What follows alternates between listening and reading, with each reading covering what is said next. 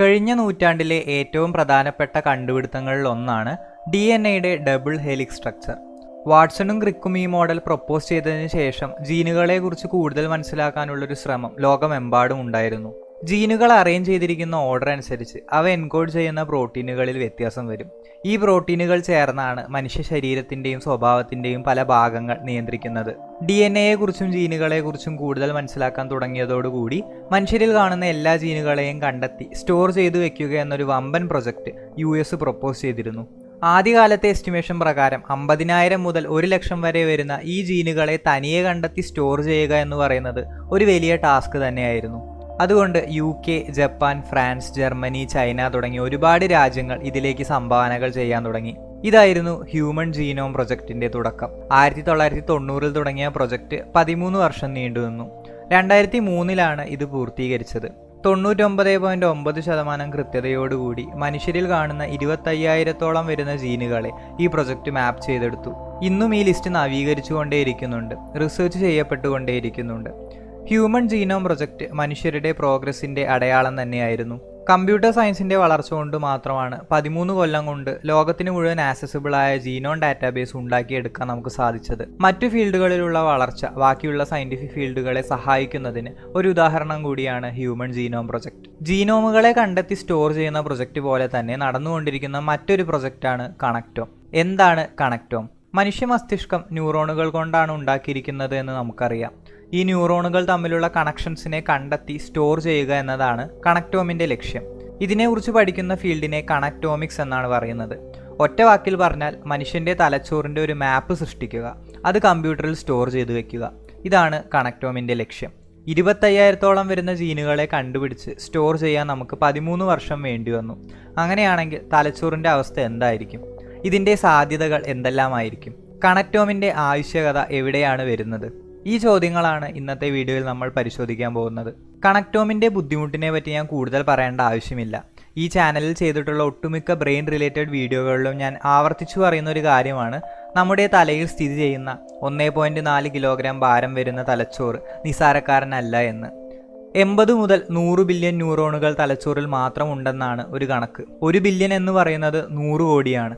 അപ്പോൾ മിനിമം 8,000 കോടി ന്യൂറോണുകളുടെ കണക്ഷൻസ് കണ്ടുപിടിച്ച് മാപ്പ് ഉണ്ടാക്കി സ്റ്റോർ ചെയ്യുന്നതിൻ്റെ ബുദ്ധിമുട്ട് ഓർത്താൽ മനസ്സിലാകും. അതുമാത്രമല്ല, ഓരോ മനുഷ്യനിലും ന്യൂറോണുകൾ കണക്ട് ചെയ്തിരിക്കുന്ന രീതി വ്യത്യാസമായിരിക്കും. ഇതെല്ലാം കണക്ടോം എന്ന പ്രൊജക്റ്റ് എത്രമാത്രം ബുദ്ധിമുട്ടുള്ളതാണെന്ന് കാണിക്കുന്നുണ്ട്. എന്താണ് കണക്ടോമിൻ്റെ ആവശ്യകത? ഏതൊരു ശാസ്ത്രീയ മേഖലയും വസ്തുനിഷ്ഠമായ കാര്യങ്ങളെ മനസ്സിലാക്കാനാണ് ശ്രമിക്കുന്നത്. ഒരു സൈക്കോളജിസ്റ്റ് ആളുകൾ പെരുമാറുന്നതിൻ്റെ അടിസ്ഥാനത്തിൽ തിയറികൾ ഉണ്ടാക്കും. ഒരു ന്യൂറോ സയൻറ്റിസ്റ്റോ ന്യൂറോ സൈക്കോളജിസ്റ്റോ ആണെങ്കിൽ ആ പെരുമാറ്റത്തിൻ്റെ ബയോളജി എന്താണെന്ന് മനസ്സിലാക്കാൻ ശ്രമിക്കും. ജനറ്റിക്സ് റിസർച്ച് ചെയ്യുന്ന ആളാണെങ്കിൽ ഈ ബിഹേവിയറിന് ഏത് ജീനാണ് കാരണമെന്ന് പറയാൻ ശ്രമിക്കും. എല്ലാ ഫീൽഡും വ്യത്യസ്തമായി റിസർച്ച് ചെയ്ത് ഒരു ബിഹേവിയറിന് തന്നെ പലതലത്തിൽ വിശദീകരണം നൽകി ഒന്നിപ്പിക്കുമ്പോഴാണ് അതിനെക്കുറിച്ച് വസ്തുനിഷ്ഠമായി നമ്മൾ കൂടുതൽ മനസ്സിലാക്കുന്നത്. തലച്ചോറിൻ്റെ പഠനവും ഇതേപോലെ തന്നെയാണ്. പല സ്കെയിലുകളിൽ തലച്ചോറിനെ കുറിച്ച് നമുക്ക് പഠിക്കാൻ സാധിക്കും. തലച്ചോറിൽ സർജറി ചെയ്യുന്ന ആളുകൾ ബ്രെയിനിൻ്റെ ഓരോ ഭാഗത്തിൻ്റെയും ജോലി എന്താണെന്ന് കണ്ടെത്താൻ ശ്രമിക്കാറുണ്ട്. HM എന്ന പേഷ്യൻറ്റിൻ്റെ ഹിപ്പോ ക്യാമ്പസ് മുറിച്ചതിന് ശേഷമാണ് പുതിയ ഓർമ്മകൾ ഉണ്ടാക്കി സ്റ്റോർ ചെയ്യുന്നതിൽ ഹിപ്പോ ക്യാമ്പസിനൊരു പങ്കുണ്ടെന്ന് നമുക്ക് മനസ്സിലായത്. സ്പെറിയും ഗസാനികയും ചേർന്ന് കോർപ്പസ് കലോസം എന്ന നെർവ് ബണ്ടിൽ എടുത്ത് കളഞ്ഞു നടത്തിയ പഠനങ്ങളിൽ നിന്നാണ് ലെഫ്റ്റ് ഹെമിസ്ഫിയറും റൈറ്റ് ഹെമിസ്ഫിയറും കണക്ട് ചെയ്യുന്നത് ഇതാണ് എന്ന് പഠിച്ചത്. ഇത് ബ്രെയിനിനെ പറ്റി പഠിക്കുന്ന ഒരു രീതിയാണ്.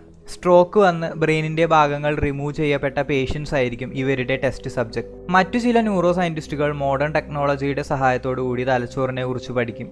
fMRI, TMS തുടങ്ങിയ മെഷീനുകൾ ഉപയോഗിച്ച് തലച്ചോറ് സ്കാൻ ചെയ്ത് അതിൻ്റെ ഇലക്ട്രിക്കൽ ആക്ടിവിറ്റി കണ്ടുപിടിച്ച് അതുവഴി പഠനങ്ങൾ നടത്തുന്നവരുണ്ട്. ചിലർ കുറച്ചുകൂടി മൈക്രോ ലെവലിൽ ബ്രെയിനിനെ പഠിക്കാൻ ശ്രമിക്കും.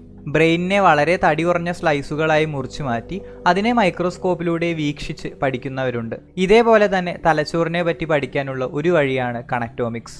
കണക്ടോമിലൂടെ ന്യൂറോണുകൾ തമ്മിലുള്ള കണക്ഷൻസ് മനസ്സിലാക്കി ഈ കണക്ഷൻസ് എങ്ങനെയാണ് നമ്മുടെ ഓർമ്മകൾ ഉണ്ടാക്കുന്നത്, വികാരങ്ങൾ ഉണ്ടാക്കുന്നത്, ബുദ്ധിയുടെ അടിസ്ഥാനം എന്താണ് എന്നീ ചോദ്യങ്ങൾക്ക് ഉത്തരം കണ്ടുപിടിക്കാനാണ് കണക്ടോമിക്സ് ശ്രമിക്കുന്നത്.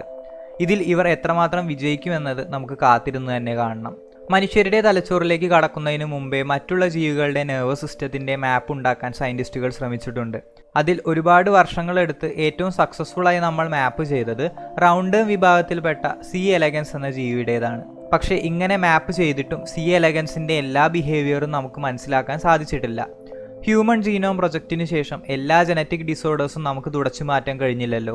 അതേപോലെ തന്നെയായിരിക്കും കണക്ടോമിൻ്റെ പഠനവും. കുറേ കാര്യങ്ങളൊക്കെ നമുക്ക് മനസ്സിലാക്കാൻ സാധിക്കുമായിരിക്കും. മറ്റു ചിലത് മനസ്സിലാക്കാൻ ശാസ്ത്രം ഇനിയും പുരോഗമിക്കേണ്ടി വരും. ഹ്യൂമൻ കണക്ടോം പ്രൊജക്റ്റ് പോലെ തന്നെ എലിയുടെ ന്യൂറൽ മാപ്പ് ഉണ്ടാക്കുന്ന ബ്ലൂ ബ്രെയിൻ പ്രൊജക്റ്റും സ്വിറ്റ്സർലാൻഡിൽ നടക്കുന്നുണ്ട്. ഒരാറ്റത്തിൻ്റെ സൈസിലേക്ക് ചെറുതാക്കി മൂർച്ചപ്പെടുത്തിയ ഡയമണ്ട് നൈഫാണ് ബ്രെയിൻ സ്ലൈസ് ചെയ്യാൻ ഉപയോഗിക്കുന്നത്. കണക്ടോം നേരിടുന്ന ചലഞ്ചുകൾ എന്തെല്ലാമാണ്? തലച്ചോറിൻ്റെ രൂപഘടനയ്ക്കും സങ്കീർണതയ്ക്കും പുറമെ കണക്ടോമിന് ഏറ്റവും വലിയ വില്ലനായി മാറുന്നത് ടെക്നോളജി തന്നെയാണ്. തലച്ചോറിനെ ഓരോ ന്യൂറോണുകളായി സെപ്പറേറ്റ് ചെയ്ത് പഠിക്കാൻ കഴിയുന്ന ടെക്നോളജികൾ വരുംതോറും കണക്ടോമിൻ്റെ വേഗതയും കൂടി വരും. ടെക്നോളജിയുടെ അഭാവം മാറ്റി നിർത്തിയാൽ വരുന്ന തലച്ചോറിൻ്റെ മറ്റു പ്രശ്നങ്ങൾ കൂടി നമുക്ക് ചർച്ച ചെയ്യാം. ന്യൂറോപ്ലാസ്റ്റിസിറ്റിയെ പറ്റി മുമ്പ് ചെയ്ത വീഡിയോകളിൽ ഞാൻ പറഞ്ഞിട്ടുണ്ട്. മനുഷ്യ മസ്തിഷ്കം ഒരു ചില്ലുകൂടല്ല, മറിച്ച് പ്ലാസ്റ്റിക് വസ്തു പോലെയാണ് എന്ന് പറഞ്ഞിരുന്നു. ചില ക്ഷതങ്ങൾ സ്വയം റിപ്പയർ ചെയ്ത് റീവയർ ചെയ്യാനും തലച്ചോറിന് സാധിക്കും. ഇതുതന്നെയാണ് കണക്ടോമിക്സിൻ്റെയും വില്ലൻ. ബ്രെയിനിൻ്റെ ന്യൂറോപ്ലാസ്റ്റിസിറ്റിയെ 4 Rകൾ കൊണ്ട് വിശേഷിപ്പിക്കാം: റീവെയ്റ്റിംഗ്, റീകണക്ഷൻ, റീവയറിംഗ് ആൻഡ് റീജനറേഷൻ. 2 ന്യൂറോണുകൾ തമ്മിലുള്ള കണക്ഷൻസിൻ്റെ സ്ട്രെങ്ത്തിനെയാണ് റീവെയ്റ്റിംഗ് എന്ന് പറയുന്നത്. റീകണക്ഷനും റീവയറിങ്ങും പഴയ ന്യൂറോണുകൾ കണക്ഷൻസ് അഴിച്ചുമാറ്റി പുതിയ കണക്ഷൻസ് ഉണ്ടാക്കുന്നതിനെ സൂചിപ്പിക്കുന്നു. റീജനറേഷൻ പുതിയ ന്യൂറോണുകൾ തലച്ചോറിൽ ഉണ്ടാകുന്നതിനെ പറ്റിയാണ് കാണിക്കുന്നത്. ഈ പ്രോസസ്സുകളെ എല്ലാത്തിനെയും പറ്റി പഠിച്ചാൽ മാത്രമേ കണക്ടോം ഒരു റിയാലിറ്റിയായി മാറുകയുള്ളൂ. അതുകൊണ്ട് തന്നെ ലോകത്തുള്ള പല സയൻറ്റിസ്റ്റുകളും പല ലെവലുകളിലാണ് കണക്ടോമിക്സിലേക്ക് കോൺട്രിബ്യൂട്ട് ചെയ്യുന്നത്. അത്തരത്തിലുള്ള ഒരു അമേരിക്കൻ ഫിസിസിസ്റ്റാണ് സെബാസ്റ്റ്യൻ സ്യൂം. കണക്ടോമിനെ പറ്റിയുള്ള ഇദ്ദേഹത്തിൻ്റെ ടെഡ് ടോക്ക് യൂട്യൂബിൽ ലഭ്യമാണ്. ഇതിനെപ്പറ്റി 2013 ഒരു പുസ്തകവും ഇദ്ദേഹം എഴുതിയിരുന്നു.